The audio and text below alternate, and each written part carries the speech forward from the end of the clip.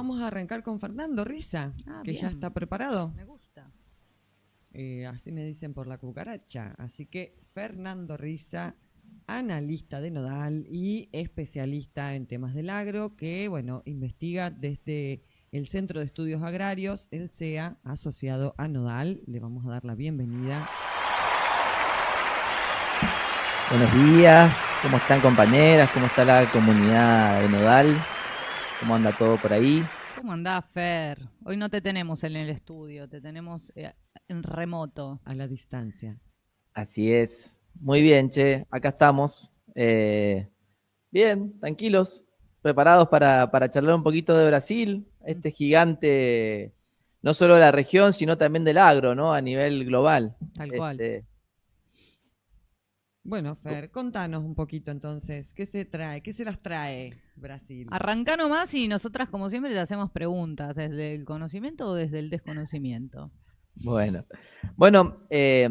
para arrancar vamos a decir que la economía de Brasil es la primera economía de América Latina. Tiene un PBI que asciende a los 1,8 billones de dólares, imagínense la importancia, y es la novena economía del planeta. Es decir, vaya actor que tenemos de acá de vecino dentro de la región, ¿no? Y por supuesto, dentro de lo que es el agro, es un actor central, casi que me animaría a decir uno de los primeros a nivel global en materia de producción agroalimentaria. Para que se den una idea, el PBI agropecuario para Brasil representó el 25% de lo que es su PBI, su Producto Bruto Interno, casi 10 puntos más de lo que fue hace 10 años, es decir, ha crecido en los últimos 10 años alrededor de 10 puntos de su PBI, y emplea el 27% de la población de Brasil, es decir, casi que uno de cada tres brasileros o brasileras viven de manera directa o indirecta del agro. Es decir, esto da una magnitud de la importancia que tiene este gigante que tenemos de vecino en materia agroalimentaria. Pero para que vamos a ir despuntando un poco de información para entender de quién hablamos. Brasil es el principal productor y exportador mundial de soja en grano, en poroto de soja. Es el mayor productor y vendedor de carne, tanto vacuna como aviar, y exporta más del 70% de su producción a la República Popular de China. Acá la FAO, que es la parte de la ONU que está dedicada a la alimentación, básicamente lo que plantea es que entre las exportaciones agroalimentarias brasileñas y el mercado chino, se constituye el núcleo de lo que sería la cadena de seguridad alimentaria del mundo. Eso es lo que... y por supuesto esto es lo que implica la lucha, o sea, acá donde se pone en juego el principal instrumento de lucha contra el cambio climático, porque obviamente que esta plataforma también se da, digamos, en contra de avanzar con el desmonte del principal pulmón del mundo, que es el Amazonas, ¿no? Pero bueno, obviamente que los brasileros y brasileñas ven digamos, principalmente con buenos ojos el crecimiento de la clase media global, centralmente la clase media china, que hoy ha llevado a más de 500 millones de personas a tener salarios comparables con los norteamericanos de entre 35.000 y 45.000 dólares, igual que nosotros, anuales. O sea, no sé qué andan diciendo, si estamos más o menos igual nosotros, ¿no? Envidiamos. Claro. No envidiamos, 35.000, 45.000 dólares al año no es nada para nosotros. No pasa nada. No pasa nada. O sea, que ahí, obviamente, que ahí se ve un nicho de todo lo que es el mercado para la carne.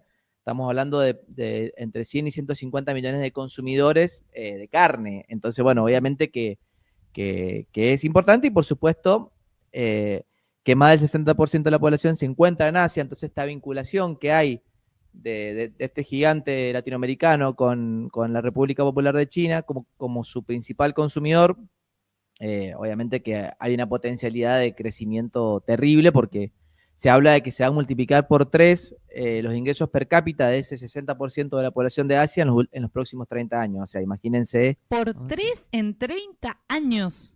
Sí, y Mamá, no vamos a ser nosotros, sino va a ser la clase media global de Medio Oriente, de Asia. Claro, porque Así- viene creciendo, ¿no? En tasas, bueno, como siempre, es ya la frase, ¿no? Crece a tasa china, ¿no? Claro, Es la exactamente. proteína para la clase trabajadora, además, que si aumenta el poder adquisitivo, por supuesto, aumenta el consumo de proteína y de carne. Exacto, bueno, un indicador, ¿no? Es un Claro, vemos indicador. al revés, vemos algunos ejemplos a la inversa. No lo está diciendo por nada en particular, me No, imagino, ¿no? no. No te sientas aludido. ¿Qué no ¿Cómo se comiste asado el extraña? fin de semana, Se Emilia? extraña el asadito, pero no. En la familia, en la Ay, mesa no. argentina. Yo me como un arrocito con un gusto asado terrible, mirá. Va a empezar a venir, viste, el condimento con gusto asado, viste, porque ahora todo lo de ser, Saborizado. todo lo pobre es chica, ahora entonces te van a decir, ay no, pero mira, viene un saborizante para echarle al guiso Ya con asado. vamos a hacer sahumerios con aroma asado, así la bombilla de los vecinos, ¿viste? Porque es la única Claro. manera. Mamá. Pero bueno, Así al que- revés pasa esto, ¿no? Esta proyección de crecimiento que nos contás de la clase media, ¿no? China, Claro. y la proyección para el productor de proteína, que bueno, que es Brasil. Exactamente. Y fíjate que la FAO viene sosteniendo que además de esta, digamos, de realidad que les contaba, Brasil tiene la potencialidad de expandirse hasta un 40% más en su producción agroalimentaria en lo que es la próxima década, con lo que sin lugar a dudas lo convertiría en el mayor productor mundial de agroalimento, incluso superando los Estados Unidos, digamos. Eso es de quien estamos un poco hablando. Y para que se den una idea, Brasil viene sosteniendo durante los últimos 20 años un alza de la productividad de aproximadamente un 3% anual, en realidad de un 2,9% anual, debido a dos cosas. Una es a que se va corriendo la frontera agropecuaria, es decir, se va avanzando sobre las zonas, digamos, de floresta o de selva, ¿no? Sobre el pulmón de América. Y la otra es la productividad debido a básicamente a las nuevas tecnologías que se van aplicando en materia de bio y nanotecnología y en materia de, bueno, de la robotización, la digitalización y demás de los procesos como venimos sosteniendo. Además de toda esta situación, Brasil dispone de 100 millones de hectáreas en una zona que, bueno, son de tierras bastante fértiles, vírgenes, que es la zona del Cerrado, en donde ya ha comenzado cierta explotación y obviamente también con el conflicto con las comunidades, como eso trae aparejado. Y también dispone de una empresa nacional que es Embrapa, que es la empresa brasilera de investigaciones, que eso también le permite ir desarrollando las tecnologías de punta necesaria para llevar adelante el crecimiento de su agro, ¿no? ¿Qué más podemos decir? Es el tercer país del mundo que tiene una capacidad de atracción de inversión extranjera directa, es decir, en el 2023 la inversión de transnacionales en Brasil ascendió a los 66 millones de dólares, 66 mil millones de dólares, perdón, me estaban faltando 3 ceros más. Bueno, claro, me estaba quedando corto. Así igual que acá, que yo en dólares, ¿viste? Bueno, eso sucede también allá. Es el tercer país del mundo en donde hay un aumento en la inversión extranjera directa. O sea, la lluvia de inversiones en realidad se corrió un viento así, ¿no? Un viento oceánico, se llevó la nube de inversiones y la depositó en Brasil. Acá Claro. por eso del gobierno Claro, no pobre. llegan acá. Pobre Jabucho, que no lo comprenden. Así que bueno, y en ese marco, como les decía, con un aliado central que es la República Popular de China, que es su principal comprador. Para que se den una idea, China necesita importar todos los años entre 95 y 110 millones de toneladas de granos. Y la producción brasilera aporta casi el 70% de eso, ¿no? Entonces es significativo la atracción, digamos, la aspiradora que representa China para que es la producción de alimentos de esta región. Bueno, centralmente el estado más importante en lo que es la producción agroalimentaria es el Mato Grosso, que está situado en la región centro-oeste, pero como les decía, está habiendo un corrimiento de la frontera agropecuaria hacia lo que es la región de Bahía, que es la zona centro-este, y hacia el Maranhão, que sería la región norte. Esas son las dos zonas que más están creciendo, con la potencialidad también de desarrollar el Cerrado, que se llama, que es esta zona donde hay más de 100 millones de hectáreas disponibles, digamos, para lo que es la producción de soja y de maíz, que como les decía, en soja es el primer productor mundial. Mira, acá tengo el dato. Representó el 16% del total de los dólares que ingresaron y alcanzó a las 101 millones de toneladas exportadas, lo cual el 90% de la soja exportada representó como su principal destino China, ¿no? La República Popular de China. Fer, te hago una pregunta que no sé si lo tenés, pero Sí. esto que, evidentemente el comercio entre Brasil y China es fuertísimo, importante para ambos países. ¿Y con Estados Unidos? O no sé si... Mirá, no lo trajimos, pero sí, evidentemente es importante. O sea, los tres principales productores y también que se disputan el mercado son Argentina, Brasil y Estados Unidos, en lo que es cereales y oleaginosas en general. Lo que venimos viendo es que está habiendo un crecimiento de Brasil, no solamente en la producción de granos, sino también en la capacidad de la transformación de ese grano en lo que es aceite, harinas y derivados. Si bien hoy sigue llevando la delantera Argentina en lo que son los derivados, o sea, de la producción de harinas y de aceites, está generando una capacidad instalada importante Brasil. Y bueno, obviamente hay una competencia con Estados Unidos y sobre todo también está complicado con todo esto de las aranceles que ha traído Trump, que también lo estuvimos trabajando. Justamente en ese sentido te pregunto porque obviamente que para nuestras economías en América Latina, más allá de la riqueza que estás dando cuenta vos de que tiene en términos de producción Brasil, obviamente que esta disputa del G2 también influye en cómo realizamos nuestro comercio, ¿no? Sí, claramente. Aparte de esto que dice el Fer es importante, digo, y es lo que se viene planteando. Brasil y Estados Unidos son economías competitivas, o sea, no son cooperativas o complementarias. Claro. Sí lo es con China, ¿no? Por este intercambio que decís, Fer, de la proteína, ¿no? China necesita para su producción pecuaria necesita de los granos y se abastece centralmente de Brasil con el resto, si querés, del Mercosur de cola, como decían ustedes por ahí, pero centralmente el que lo abastece es Brasil. Y por eso es que sale la FAO de decir, che, esa conexión de Brasil con Mercosur, digamos, como de cola, con la República Popular de China como el principal consumidor, genera esa plataforma de lo que sería lo que vendría a ser la seguridad alimentaria global, porque ahí es donde está pasando centralmente la producción de alimentos bueno, y también está la contradicción porque también estás avanzando sobre lo que es el pulmón de América Latina y del mundo, que es la Amazonía, ¿no? Feri, comercializa grano, ¿no? No tiene agregado valor la producción esta que estás contando. Exacto, centralmente es grano de soja, es el tercero en lo que es la producción de maíz. Este año también fue el primero en lo que fue exportaciones de algodón, también sobrepasando Estados Unidos y Australia, que es el tercero en este caso ahora.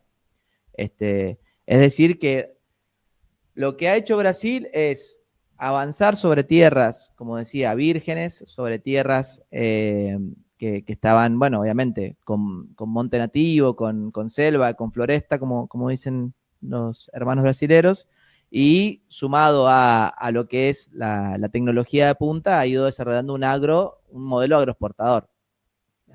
Muy parecido a lo que muchas veces hemos discutido en la Argentina, y después traje algunas perlitas porque, claro, yo traigo toda esta riqueza de lo que es Brasil, pero ya después nos vamos a meter un poquito más en el tema de tierras, porque Brasil es uno de los países del mundo con una de distribución más desigual de la tierra.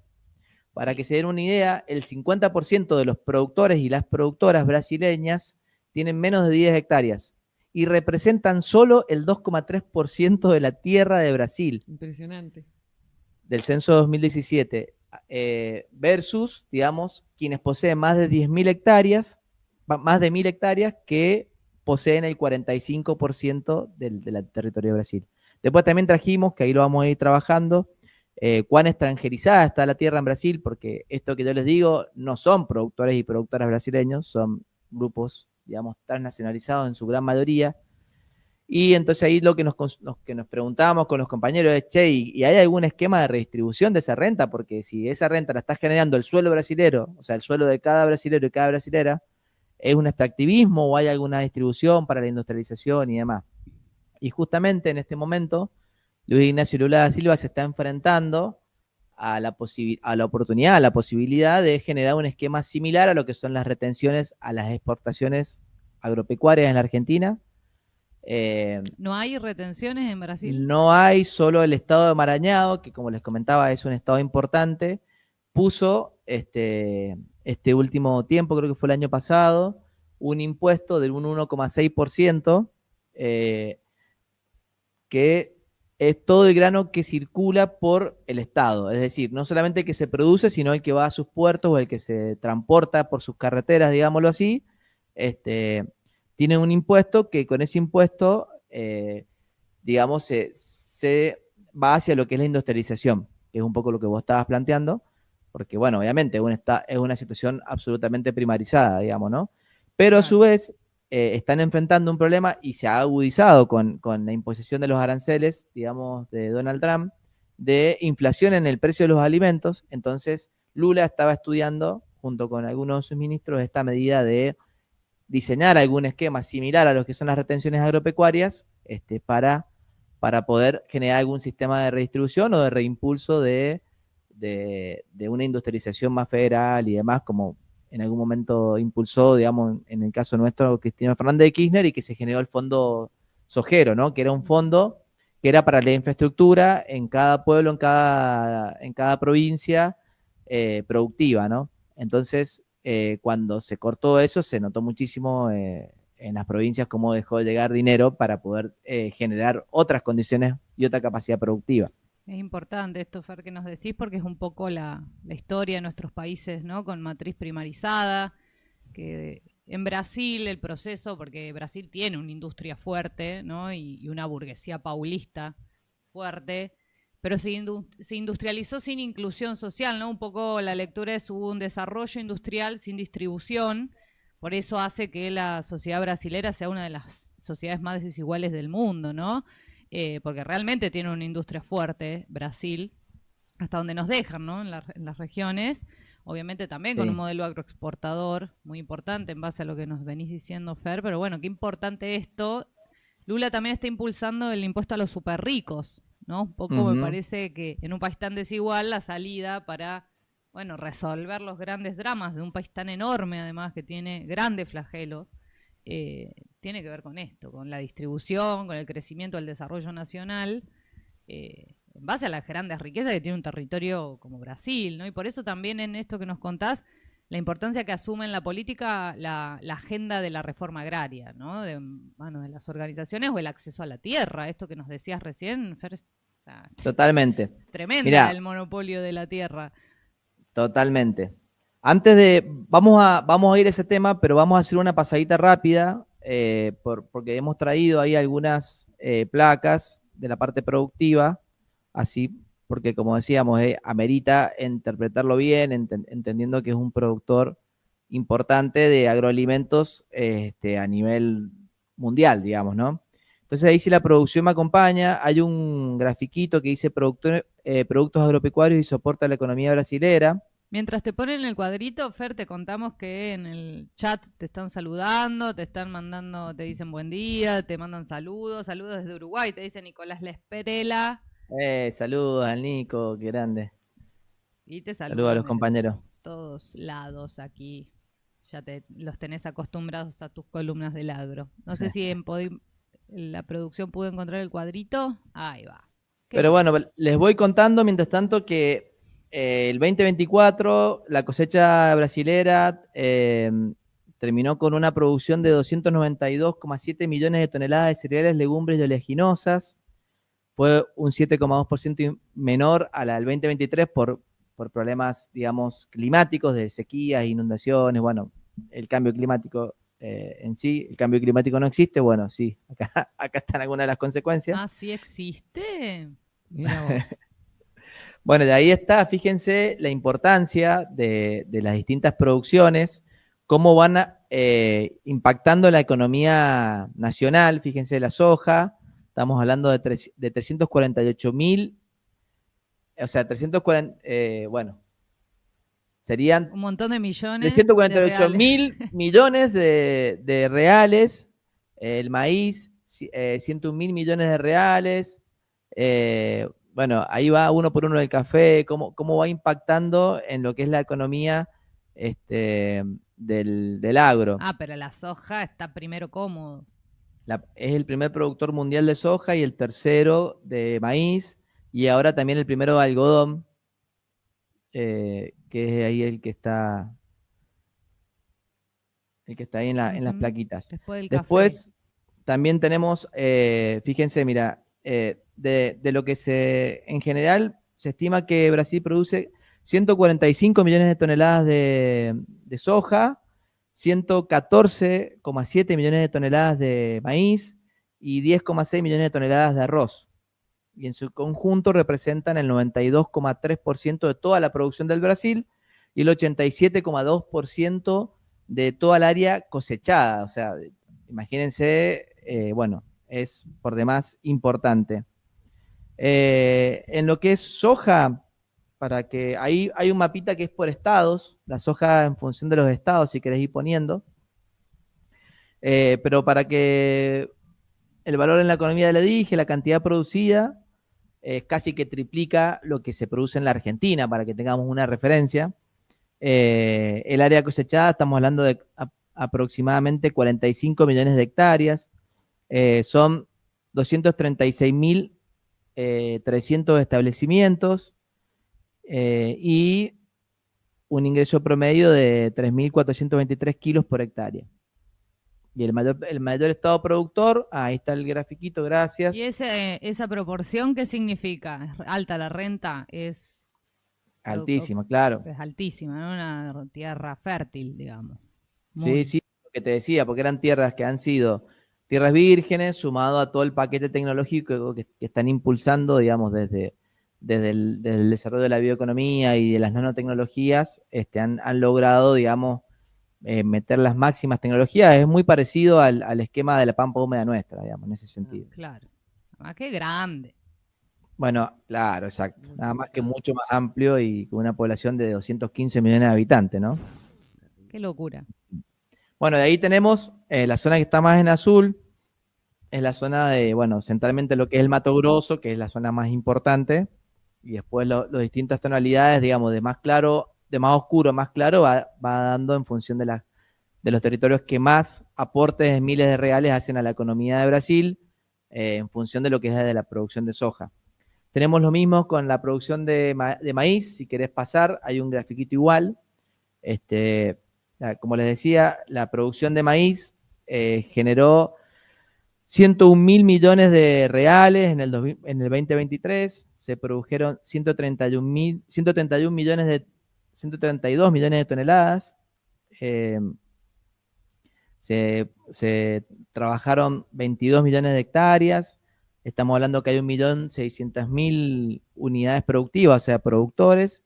Y, bueno, también, otra vez, como pueden ver en el grafiquito, la zona más importante, nuevamente, es el Mato Grosso, que es la zona más centro-oeste, ¿no? Y por último, también Brasil es el primer exportador global de carnes, de vacuna y aviar, y también hay unas plaquitas que dice producción ganadera en Brasil, cantidad de cabezas, para si quieren ir viendo, y después una cuestión de distribución, que hemos estado trabajando con todo el equipo, en donde, bueno, estamos hablando que tiene 1.500 millones de cabezas, o sea, 1.500 millones de gallinas ponedoras, 238 millones de vacunos, 42 millones de cerdos, 21 millones de cabezas de oveja, 15 millones de cabezas de pavo, de codornice, perdón, 12 millones de cabezas de cabra, bueno, tiene caballeriza, o sea, tiene bufalino. es una producción bastante diversificada, pero bueno, pueden ver que lo que es aves y ganadería es, bueno, muy importante y es la primera a nivel global El pollo. de pollo. Así que bueno, creo que con esto está más que... y si querés ponerte la distribución para que se vea un poquito también cómo ha ido avanzando la ganadería sobre lo que es el Mato Grosso, o sea, sobre lo que es la zona, digamos, de donde estaban la floresta, ¿no? La selva, ¿no? Que es una de las principales tensiones que van teniendo las poblaciones con los ganaderos y con los ojeros, ¿no? Bueno, centralmente eso, y bueno, y como les decía, también se convirtió en el primer exportador global de algodón, alcanzando los 12,4 millones de fardos en la temporada 2023-2024. Después lo que es tenencia de la tierra, bueno, ya un poco les comentaba la desigual distribución. Claro, a ver quién mueve todo este comercio millonario. Y cuando vos empezás a rascar un poquito, viste que a nosotros nos gusta meternos y rascar un poquito quiénes son los que están ahí Son metidos. molestos los del SEA. Somos más molestos. Pero yo te voy a contar porque vos te va a gustar, Emilia, que vos sos ahí de los pagos más nacionales. ¿Vos sabés quién es uno de los principales, digamos, grupos que han extranjerizado la tierra en Brasil? Uno de los principales es el grupo Cresut, creo que lo conocés. Lo que conocemos. se llama ya Brasil Agro, que bueno, que fue un grupo donde tuvo fuertes inversiones George Soros, pero el principal dueño y accionista es Eduardo Sergio Elstein, socio central de Javier Milei, así que lo conocerán, que posee 166.000 hectáreas de caña, granos y para hacer ganadería. Tremendo. Después tenemos un fondo canadiense, Brookfield Asset Management, que tiene casi 100.000 hectáreas entre lo que es soja y caña de azúcar. Tenemos una empresa estatal china que se llama Universo Verde Agronegocios, bueno, ese es el nombre que tiene en Brasil, que tiene 100.000 hectáreas también en producción. Está COFCO, también una cerealera china, que también está en Argentina, claro. y en la región, que posee 145.000 hectáreas de caña, asociada a capitales singapurenses y del Banco Mundial. Tenemos Dreyfus, francesa, que tiene 430.000 hectáreas para lo que es producción de caña, arroz, naranjas y lácteos, y está presente en 12 estados brasileños. Imagínense la penetración. Y además trabaja 500.000 hectáreas sin derecho de propiedad. O sea, ellos sí pueden trabajar sin derecho de propiedad. Los productores, los tenedores de tierra, los sacan a los tiros, ¿no? Claro, te desalojan. A estos nadie los desalojan, no los desalojan a los Dreyfus, digamos. Claro. Bueno, y así, después vamos a pasar algunas plaquitas, pero tenemos empresas indias, 139.000 hectáreas de azúcar, Mitsubishi japonesa, 70.000 hectáreas. Tenemos Sojitz Corporation, también de Japón, 150.000 hectáreas. Mitsui and Company, japonesa también, 87.000 hectáreas. Grupo Lowa, Hasta el propio George Soros, directamente. Sí, sí. Que esta es de Holanda, también tiene 12.000 hectáreas. Tenemos, bueno, empresas... esta empresa que es asociada a Nestlé, que tiene 850 hectáreas. Tenemos Nutre de Portugal, bueno, de Reino Unido, de Estados Unidos, bueno, George Soros, como decías, con Adeco Agro. ADM de Estados Unidos, 12.000 hectáreas. ¿Cómo Bunge. se repiten los nombres, no? Son los señores dueños de la producción, del transporte, del acopio y de la comercialización de los granos en la Argentina y tristemente en la región, como podemos ver el caso brasilero, el principal productor de soja y el tercer productor de maíz y el principal productor de carne de vaca y carne aviar. Y ahora nos preguntamos, ¿y la producción de alimentos? Ah, bueno, y ahí es donde aparecen los pequeños productores brasileros. Brasil posee más de 4 millones de pequeños productores, agricultores familiares, campesinos, indígenas, que como les decía, son el 50% de los productores, pero poseen solo el 2,3% de la tierra, pero así todo garantizan el 70% de la producción de los alimentos y el 70% de la producción de mano de obra en el campo. Mirá, participan el 70% de la producción de caraota, el 87% de la yuca, el 46% del maíz, el 58% de la leche, el 50% de los porcinos, el 44% de las aves y los huevos, el 48% de las hortalizas y el 33% de las frutas. Triste historia de nuestros pequeños y medianos productores, que bueno, que obviamente han sufrido, y esto tiene una historia, porque obviamente la conformación de esta desigualdad tiene que ver con cómo fue ocupado Brasil por las colonias portuguesas, que ya trajeron esa matriz de la desigualdad que perdura hasta la actualidad en cuanto a la distribución de lo que es el territorio. Empezaron siendo los pueblos indígenas, los pueblos originarios, quienes empezaron a imponer, a querer resistir a ese régimen. Se estima que de los 2,5 millones de indígenas que vivían en el Brasil, solo sobrevivió el 10% hacia el año 1600, porque obviamente eran usados como esclavos por el régimen colonizador portugués.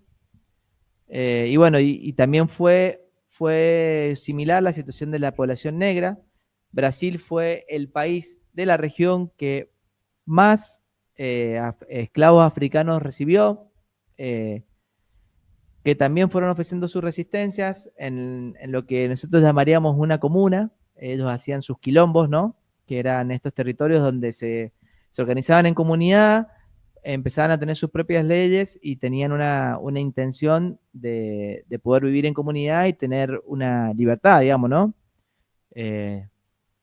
Pero bueno, obviamente todo esto fue combatido y se fue disolviendo en función de lo que el régimen imperaba en todo lo que fue en los siglos, digamos, sucesivos a lo que fue la colonización. Después fue ya en el siglo XIX los llamados caboclos, negros, indígenas y campesinos, cuya identidad todavía estaba en construcción, quienes empezaron a protagonizar esas luchas y esas revueltas contra los opresores. Pero bueno, obviamente siempre la salida era la misma, era quemar las villas, los fusilamientos, eran la completa persecución de ese pueblo, y tratar de ir en contra de los derechos que iban logrando conquistar. Ya más sobre el siglo XX comienzan a organizarse en lo que son las ligas campesinas y el movimiento de agricultores sin tierra, el máster en su momento. Estamos hablando de la década del 1940 y del 1960, que obviamente, como en toda la región, el Plan Cóndor, digamos, fue disuelto, fue combatido en lo que fue en la dictadura del 64, y esa dictadura tuvo una serie de respuestas populares. Una de esas fue la conformación del Partido de los Trabajadores, otra fue la conformación de la Central Única de Trabajadores, el CUT, y más adelante en el tiempo, ya más cerca del 1984, la conformación del Movimiento de Trabajadores Rurales Sin Tierra, el famoso MST, que bueno, que ellos luchan por la tierra, por la reforma agraria y por la transformación social. Una cuestión que nos resultó interesante es que en sus campamentos ellos, como saben, ocupan tierras, ocupan latifundios improductivos, y es un acto de denuncia, un acto de cuestionamiento, es un acto de demostrar que la tierra no está cumpliendo su función social de propiedad y de denunciar que no está cumpliendo con la función de la producción de alimentos y de la democratización de este rol, ¿no? Claro, en un país tan desigual, ¿no? De acceso a la tierra, porque en esto fue que nos decías, bueno, se nos va terminando el tiempo, lamentablemente estaríamos charlando horas. ¿Quién alimenta al pueblo brasilero? Entonces, según lo que nos decís, no son los grandes concentradores, sino que son los pequeños agricultores. Exactamente. El alimento centralmente lo produce en la agricultura familiar, por eso y viene llevando adelante una lucha histórica de lo que es la reforma agraria. Ignacio Luis Lula da Silva ha estado entregando terrenos, ha estado colonizando, digamos, nuevas familias. Hace poquito hizo un acto donde entregó terrenos para 5.000 familias y están luchando para que eso se avance. Recordemos que el 17 de abril es una fecha muy importante porque es el Día Internacional en la lucha por la reforma agraria y los compañeros y hermanos brasileños y brasileñas han estado durante todo el mes haciendo actividades, porque bueno, obviamente que recuerdan la masacre del Dorado, dos Carajas, que bueno, cuando hubieron 21 trabajadores rurales asesinados y 69 mutilados por la policía militar en el estado de Pará, en el año 1996, cuando reclamaban por esta histórica recomposición, digamos, que es la reforma agraria. Como decíamos, un país absolutamente desigual y absolutamente mal distribuido y uno de los peores a nivel mundial en ese sentido, ¿no? Y esto ha ido agudizando. Yo les doy un par de numeritos más para que ustedes sepan, digamos, desde el 2014 al 2020, los conflictos por la tierra pasaron de 793 a 1573 y los asesinatos en el campo de 34 a 70. O sea, se duplicaron, por lo menos la conflictividad. Es durísimo. Mientras que ha ido aumentando el uso de todo lo que son los agroquímicos, por supuesto, por el plantel técnico y todo el avance sobre el desmonte.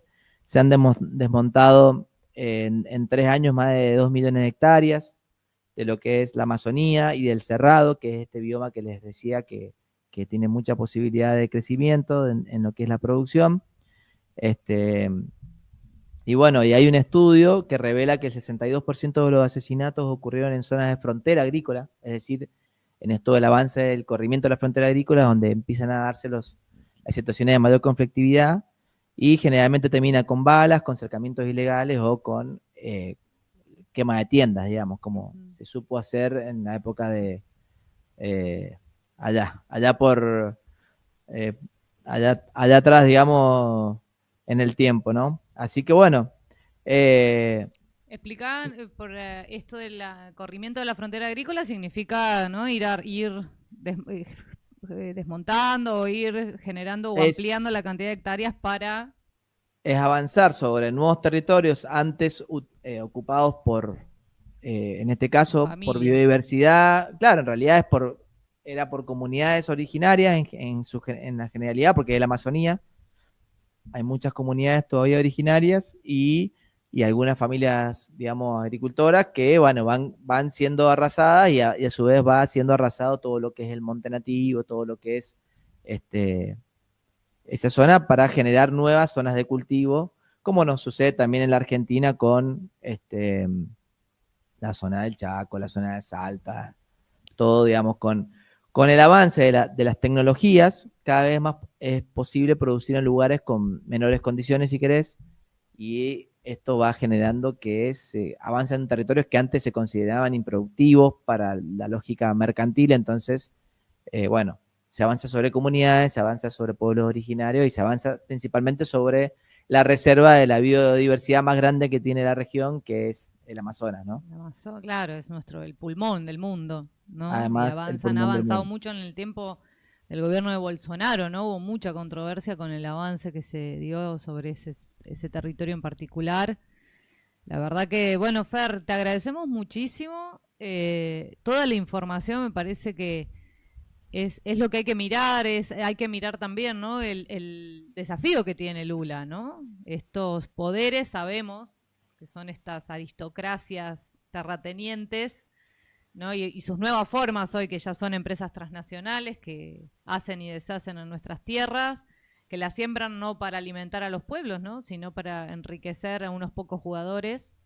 Y eso es lo que se ve en Brasil, digo, y esa es la disyuntiva de este gobierno que está intentando avanzar. Está bueno esto que nos traes de la posibilidad de las retenciones, sumado al impuesto a los megarricos. Digo, bueno, va a haber que tomar carta en el asunto en términos de política redistributiva, ¿no? En relación a la distribución de la riqueza real y la lucha. Sí, sobre todo esto, porque es un capitalismo, digamos, global, avanzando sobre un territorio, extranjerizando una tierra y extranjerizando una renta, generando poblaciones cada vez más pobres, generando digamos, una minería de recursos, un extractivismo de recursos sin una distribución y sin una mejoría, digamos, en las condiciones de la población, porque ahí lo hablábamos, ese 2,3% del territorio, que son el 50% de los productores, que son los pequeños y productores, los campesinos de Brasil, son los que producen centralmente el alimento. Entonces, imagínense,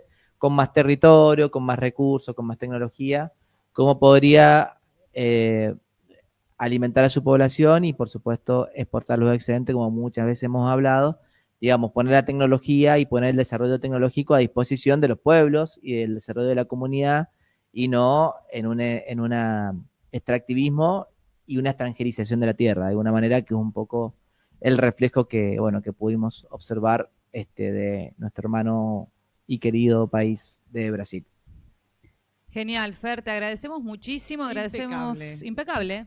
Unas columnas de Fernando Riza y bueno, del CEA, que realmente nos cuentan lo básico, ¿no?, de nuestros pueblos, desde la alimentación y después la gran concentración de tierras y de riqueza que queda lamentablemente siempre en pocas manos. Hay que saber de quién son las vaquitas, así que te agradecemos, Fer, te mandamos un saludo, te esperamos por el estudio. Muchísimas gracias. Ahí teníamos a Fernando Riza, Sí. especialista en el agro, Centro de Estudios Agrarios, a todo el equipo. Gracias por este trabajo que hacen para Nodal, analista de Nodal, Fernando Riza.